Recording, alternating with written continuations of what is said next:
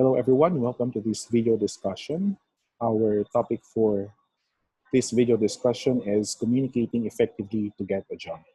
In this video discussion, I shall be talking about some tips on how you could get a job effectively, and at the same time, some reminders on how to write your resume.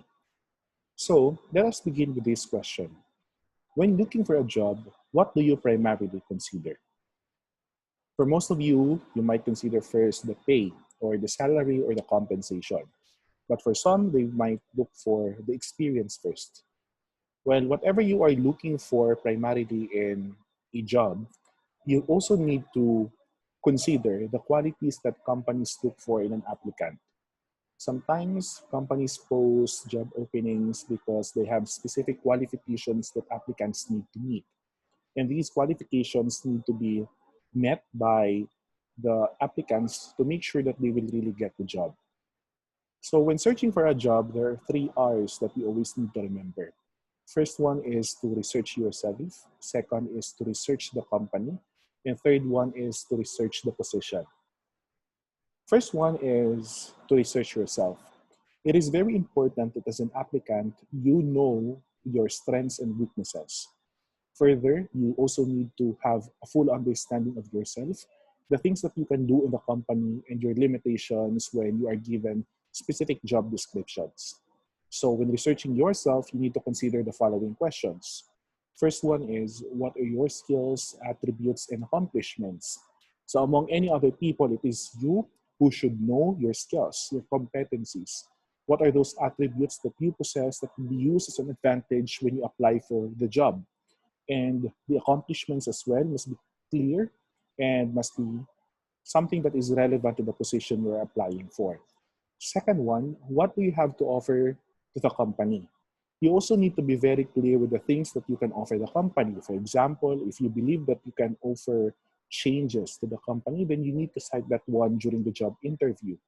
Or if you believe that there are specific skills that you possess that can be of help to progress the performance of the company, you can also mention that one during the job interview or indicate that in your resume or application letter.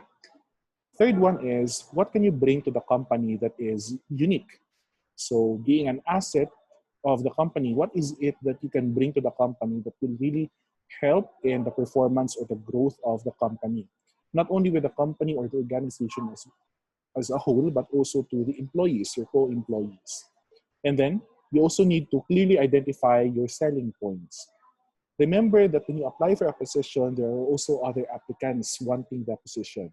So you need to be sure, really need to identify your selling points. What are your advantages over the other applicants? If you are being sure about your selling points, then it will be easier for you to sell yourself to the employer and convince the employer that you be hired in the position you are applying for. Another one is, how do your qualifications meet the position's requirements? So you applied for the position because you believe that you are highly qualified for the job. And so you have to identify your qualifications or your credentials that will really make sure that you are really qualified based on the requirements stipulated for the position.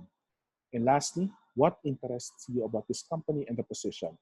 It's not enough that you convince the employer of your reason why you applied for that position or why you are applying for the position. It's also good to know that, the employer must also know your interests about the company. Why are you applying for that company? Among the many companies available where you can apply or submit your application, why do you choose that company? And why do you choose that position, aside from the fact that it's the vacant position? Okay, so it's very important that you know how to research yourself very well so that the moment that you face the panel during your job interview or the moment that you submit your resume or your application letter, you're very sure about your strengths and weaknesses as a potential employee in the company. Secondly, you need to research about the company. How does the employer's future look? Do you believe that the company will really progress in the years to come? What is the employer's product or service? Of course, you will not apply in a company if you are not sure about the programs and services offered by that company. And make sure as well that the products or services or even the programs offered by that company are in line with your job description. Third one, how do your values agree with the company's values? This might be a problem, most especially when you are already hired in the company and there are values in the company which are totally against your personal values. So there might be some conflicts later on, which could lead to chaos in the workplace. And then, what is the company's vision and mission statement? The company's vision mission statement is also vital because the vision and mission statement of the company will help you grow as an employee. If you believe that the vision mission statement of the company is something that will not contribute to your growth as an employee of that company, well, most likely that company cannot help you at all. So you need to look for a company in a position which suits your values and which could really help you grow as a potential employee. Apart from this, you also need to know company's culture or philosophy. Okay, what's the workplace culture that they have, the employees, the employers as well. And then what are the needs or problems of the employer? Because this might later on affect your employment of the company. And what role does the employer play in the community? Do you believe that the company engages well with with the community? Or have you observed that the company is something that brings detrimental impact to the community? If that's the case, then better not apply in that company. And then, is the employer expanding? Because if the employer or the company is expanding, that means there will be more opportunities in store for you. So, taking a look at this, you might also be having a sneak at your wonderful future that awaits you in the company. It's not enough that you research about yourself and the company alone. You also need to be knowledgeable about the position you are applying for. First one is that you need to know your job responsibilities. What are the functionalities with the job that you have applied for? Second one, what are the pay and benefits for this job? This may sound taboo or something that is inappropriate to be asked during a job interview, but it's also very important that you know the pay and the benefits for this job because you might be hired in a company that is not paying you well and that might give you stress later on. Third one, what skills and talents are needed for the position? Apart from the job responsibilities, there are also certain skills and competencies which will help you succeed in the position that you applied for. Hence, it is very important that you know the skills and talents that you will be needing in order for you to grow or flourish in the company you applied for. And then, what freedoms does the position allow? Okay. And then, what is the structure of the department? You also need to take a look at the organizational structure, the hierarchy of power in the company, and what does the position, who does the position report to? So you also need to have an idea about your boss, your higher up, or your supervisors. Now, after knowing or researching about yourself, the company, and the position, it's very difficult sometimes to find job openings. Whether we admit it or not, for example, if you're a fresh graduate, looking for jobs is like looking for a needle in a haystack. So therefore, you really need to make sure that you find the perfect opportunities for you to grow and for you to succeed in the workplace. So how to find job openings? There are many ways. For example, you can visit your school job placement center. Okay, you can also ask the PESO center of your school or the PESO center of your city. Or you can even ask the guidance office because guidance office could also help you in career placement. You can also attend job fairs because job fairs could be very helpful for job openings. You can also talk to your instructors. Maybe there will be recommendations that your instructors could give you. You can also network with friends or previous employers who can give you ideas where to apply for a vacant position. You can also use social media. Nowadays, social media has become a very wonderful or useful platform in knowing job openings. So you can maximize social media in any way possible so that you can look for job openings. And of course, get an internship. That is the very reason why once you have already the internship, you need to perform well in your internship because companies might also consider you to be absorbed after graduation. And once companies absorb you after your internship, then most likely you will really become a regular employee in the company already. So you need to do well in your internship as well because it can provide you job positions. Okay. Since I believe that you are very excited about knowing more on how to be employed in a company, let's talk about resume writing. In any workplace setting, before you enter the world of professionals, so before you enter the world of corporation or companies, you need to apply for the position first. And there are technical documents which are very important, okay? These business communication or business correspondence are of much significance, most especially when looking for a job and securing a job position. We have resumes, and resumes may be classified into two. We have the chronological resume, and the second one is the functional resume. We have the third type of resume, the hybrid resume, which is a combination of both chronological and functional resumes. Now, let's talk about the first type of resume, which is the chronological resume. From the word itself, chronological resume, it talks about time. Therefore, this resume is perfect for traditional job applicant. For example, a recent high school or college graduate aged 18 to 25. Okay. Second one, this one may be used if you hope to enter the profession in which you have received college training or certification. For example, internship. Or if you have made steady progress in one profession. For example, if you are just seeking for promotion or salary increases. Or if you plan to stay in your present profession. Now, the chronological resume is something which chronologically presents your accomplishments. Okay? So in a chronological resume, it's more on presenting a timetable of the things that you have achieved in the past or even at the present. On one hand, functional resume is very helpful if you are a non-traditional job applicant. For example, you are a returnee to the workforce after a lengthy absence, or you are older, or if you are not a recent high school or college graduate, for example, you have had already a number of work experiences, or if you plan to enter a profession in which you have not received formal college training or certification, or if you have changed jobs frequently, or if you plan to enter a totally new profession. Why? Because if it's in the chronological resume, you focus more on the timetable of your accomplishments or significant achievements. Functional resume focuses more on your skills. If you have had already enough work experiences or a number of work experiences, then it will be easier or it will be more advantageous for you to write a functional resume because all you need to do is just to include there the skills that you have learned in the past and at the present. Whereas when you say chronological resume, you have to include there your accomplishments, let's say when you were in high school or in college. Chronological resume is also helpful if you are applying for an entry level position, something that does not really require experience. Now, when writing your resume, you need to avoid the following. First one, do not include a degree that you have not earned, okay? I noticed that in several resumes, applicants write a degree that they have not finished.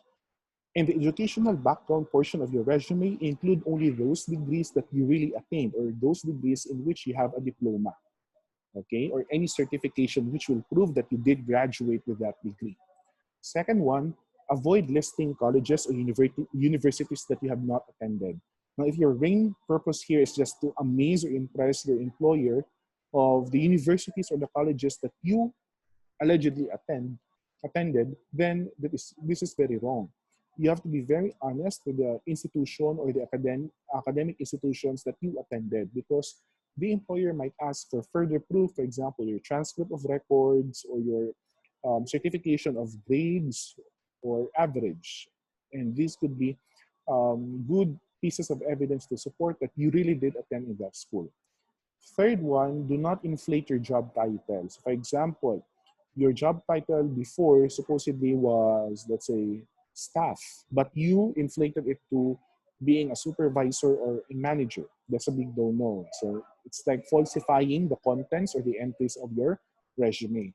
Do not also inflate your job responsibilities. For example, you mentioned there that you manage 300 employees. Well, in fact, you just managed 8 employees. So that's being dishonest. Do not also inflate your job achievements. Do not list jobs that you have not held because later on you might be questioned with your skills or competencies. Do not also claim technical knowledge that you do not have. For example, you indicated there in your resume that you are an expert when it comes to Photoshop. But when you're asked already by your boss at the workplace to Photoshop something, and then you could not really do it, then that could be a question on your reputation. And then do not omit large amounts of time from your school and job histories. If you graduated from college after 6 years, so be it. Indicate it in your resume. Then you just can You can just explain it during the job interview if the employer will ask you why you studied for such a long period. Okay? And of course, if this one is applicable for some other countries, do not include military rank you have not earned for those countries wherein this one applies. Now, let's talk about the key resume components. What are the different parts of a resume? Whether you write a chronological or a functional resume, the parts will always be the same. First one, you begin with your identification, okay, the personal details. So you have to include your name, full first name, middle initial, and your last name. You can also spell out your middle initial by indicating your complete middle name. Okay, your name can be in boldface and printed in a large type size. Usually this is in the upper portion of the paper. And your name should be something captivating so that at the first glance, it is your name that will really be noticed by the employer. Do not also forget to include contact information such as your complete address, okay? And then your permanent address because the employer might be mailing you the results of your application. So it's better that you indicate there your permanent address, okay? Also, do not forget to include your phone numbers. Phone numbers or contact details such as email address are very important because if they want to give you a result other than the letter that will be sent to your permanent address, they can easily contact you through your cell phone or mobile phone or your email, okay? So it is very important that you indicate their clear and correct phone number and email. Now, I have one suggestion when you write your email. Avoid email addresses that are fancy, those that do not totally relate with your name. For example, an email address such as I love the Bears, hot brother, or heavy metal dude. So basically, if you look at it, this one is not a professional email. So when you write email addresses, make sure that your email addresses are professional enough. So usually, email addresses contain your full name. Okay, remember that one. After writing the personal details, it's also important that you identify clearly your career objectives. The career objectives line is like a subject like in a memo, email, or report. Your career objective informs the reader of your resume's focus. Be sure your career objective is precise. Too often, career objectives are so generic that their vagueness does more harm than good. Take a look at this one. This one is an example of a flawed career objective. Career objective, seeking employment in a business environment offering an opportunity for professional growth. If you notice, this one is very vague, but try comparing it with the improved version of the career objective to market financial planning programs and provide financial counseling to ensure positive client relations. Now, vagueness should be given no room in resume writing. You have to make sure that your career objectives are accurate and concrete. Through this, you are convincing your panel or the prospect employer of the objectives why you are applying for the position. What is it that you truly desire once you will be hired in the company? It's also good that you have an accurate, correct, and well-presented summary of qualifications, okay?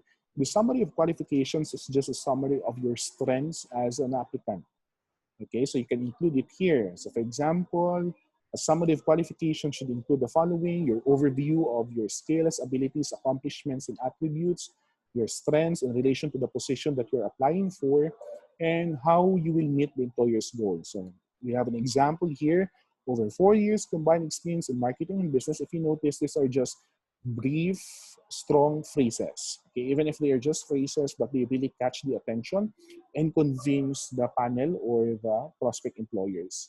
Developed winning bid package for promotional brochures, promoted to manager in less than 2 years. See, this one is really an advantage. Maintain database of customers, special ordered merchandise, and track inventory, and managed over 10 employees. So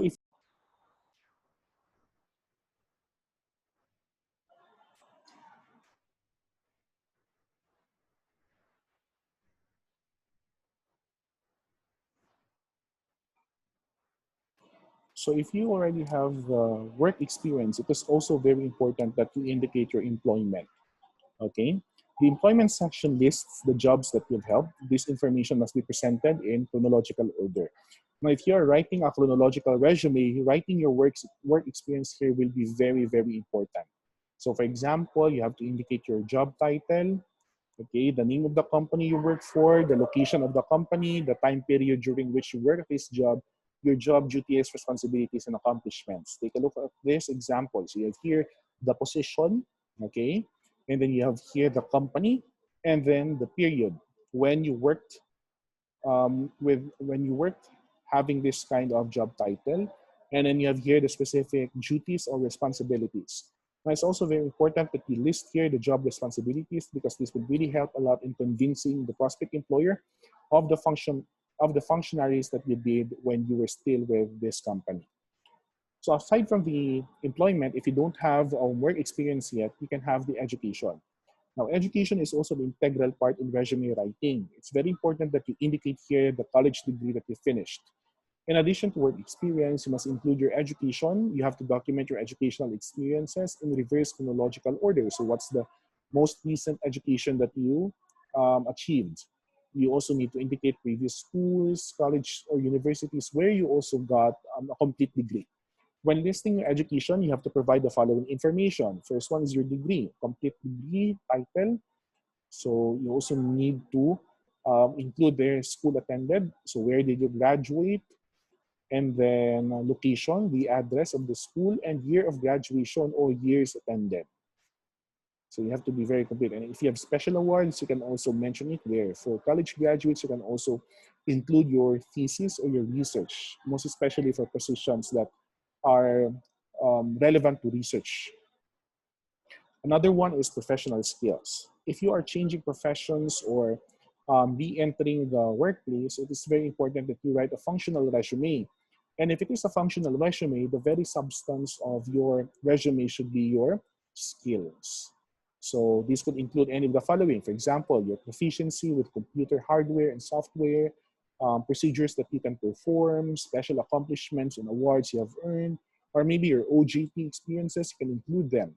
The training that you have provided, okay, publications, certifications, even the languages that you speak, they can be advantages if you are applying for a position that is relevant with these skills that you have, okay? For example, we have here professional skills, proficient in the use of Microsoft softwares. Yeah. Knowledge of HTML, Java, Visual Basic, more on computer programming, and then certifications, the languages spoken, and then another certification. Okay, so if you have certifications, you can include them in your professional skills. Now, here are optional resume components. Apart from those I presented, you can also include other segments. For example, seminars attended, you can include them. Awards and achievements, you can also include them, okay? You can also include your professional affiliations. Those can really help when writing your resumes. You can also include portfolio, but this one is really optional. Now, a portfolio is something like a binder or a compilation of all your awards or achievements. So if you do not want to attach everything, you can always prepare your portfolio so that during the job interview, the panel can simply look at the portfolio contents and check or verify those that you have written in the resume. Now, it's also very important that whatever you have written in your resume have supporting evidences. What if you claim that in your resume that you achieved this one, but once you are already asked by the employer to present a certificate or a certification for that, and you could not present, then that could be another question on your reputation. So be careful with that one. It's also optional to provide character references. But it depends because there are some companies which really prescribe that you provide character references in your resume. In doing so, you have to make sure that you have character references which are relevant to the position you're applying for. So for example, if you're applying for a position that requires a specific skill, then you need to provide character references which have total relation to the position, or maybe someone who can really attest your skills or competencies. Do not provide references which are references or personal references or character references who are just famous just because of their position. Look for character references who can really have a say on your skill or competencies as a professional. There are also other information or details in the personal data that are optional. For example, the birth date. Okay, you may not include the birth date, your race, the gender, the religion, your height, weight, religious affiliations, marital status, or even the picture of yourself. These are all optional. However, there are some resumes which will really require you to provide your birth date because they are specific with the age requirement. or some would ask you to provide marital status or even citizenship. And there are also some resumes or some companies which will require you to really put or include a picture of yourself, most especially for those positions or job openings that will require pleasant physical appearance. Okay, equal opportunity laws disallow employers from making decisions based on these factors. But reality speaking, some personal data are really provided, most especially these that are mentioned here.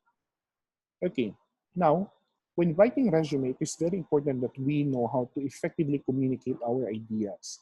And our ideas are not only enough, we also need to have good aesthetics so that at first glance, our prospect employers could really be convinced with the things that we have written there. With that, you need to choose appropriate font types and size. Okay, get a larger font size, okay, and font type that is readable. And then avoid sentences because resumes are not intended to be lengthy. Resumes are intended to be brief because your prospect employers do not have the luxury of time to read everything there in your resume. That's why you indicate only phrases. So you need to carefully choose the words that you will be indicating there. So avoid sentences. For example, do not say I graduated or I worked. That's why if you check the resume, a sample of a resume, everything is presented in bullet forms. And then format your resume for reader-friendly ease of access. Okay, do not overcrowd it with text. Do not use font size that is too small. Okay, and begin your lists with verbs, most especially active verbs. Okay, to convey a positive, assertive tone, use verbs when describing your achievements. Use present tense verbs for current jobs and education, and you may use past tense verbs for past jobs and education. For example, here, when you use any of these verbs, that means you have this strong impact once your, for example, the career objectives or the skills that you've indicated there become more powerful. Let's say accomplish, achieve, expanded, ordered, supervised. These are all concrete verbs, and you can use them to really intensify the position that you handled before or the skills that you learned or that you achieved because of the position that you were given. Okay? Also, make sure to quantify your achievements. Your resume should not tell your readers how great you are. It should prove your worth. So to do this, you need to quantify. For example, maintained positive customer relations with numerous clients. Numerous clients is too vague. So you need to quantify by saying maintained positive customer relations with 5,000 retail and 90 wholesale clients. Okay? This one is better.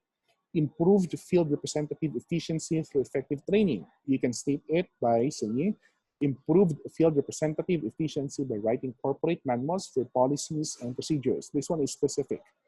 Achieved production goals. This one is too vague or too broad, but once we specify it, you can say achieved 95% production, surpassing company's desired goal of 90%.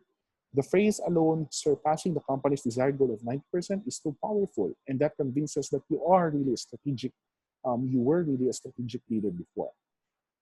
Okay, and then make it perfect. You cannot afford to make an error in your resume, most especially in terms of the entries. Remember, your resume is the first impression you'll make on your prospective employer. Errors in your resume will make a poor first impression. So that is why it's very important that you double check the contents of your resume. Make sure if there are misspellings or false information or inaccuracies. Okay, that's very important.